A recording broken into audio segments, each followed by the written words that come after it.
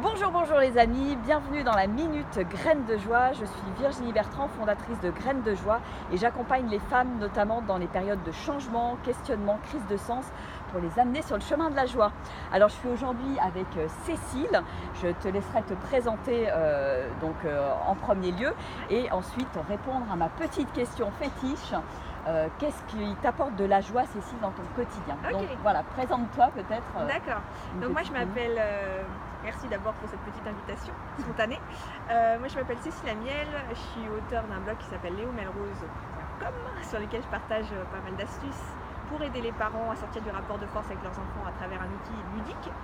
Et voilà, donc j'accompagne les parents d'enfants jusqu'à 10 ans. Donc bienvenue sur le blog si vous venez. Dans un univers ludique, voilà. Exactement. Donc tu es facilement connectée à la joie alors. Je suis connectée à la joie à travers les enfants, mais à travers aussi ce que je vis au quotidien. Alors pour répondre à ta question plus précisément, moi ce qui m'apporte de la joie, c'est vraiment d'être vraiment dans l'instant présent, mais de créer des routines d'instant présent entre guillemets, parce qu'on est vite absorbé par ce qu'on a à faire, par le futur, parfois par le passé aussi, parce qu'on n'a pas bien fait certaines choses, etc. Donc on est soit en avant projeté, soit en arrière, dans ses pensées, toujours dans le mental.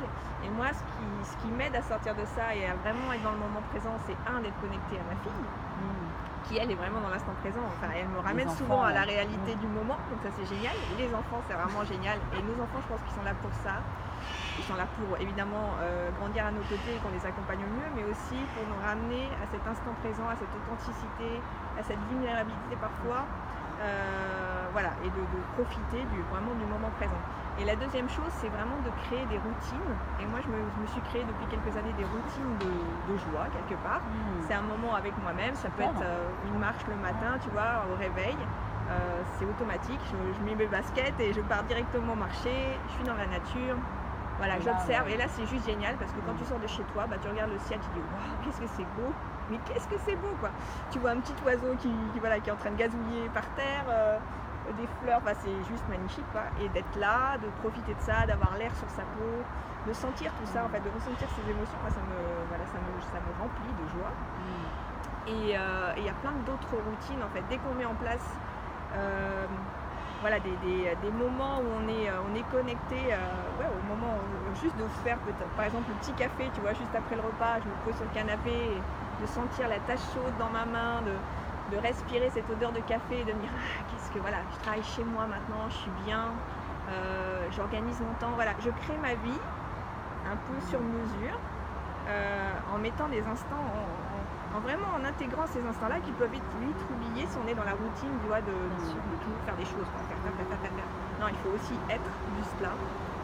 Et je pense que ça s'instaure. C'est pas un truc. Enfin moi en tout cas, ça m'aide de mettre en place un timing quelque part.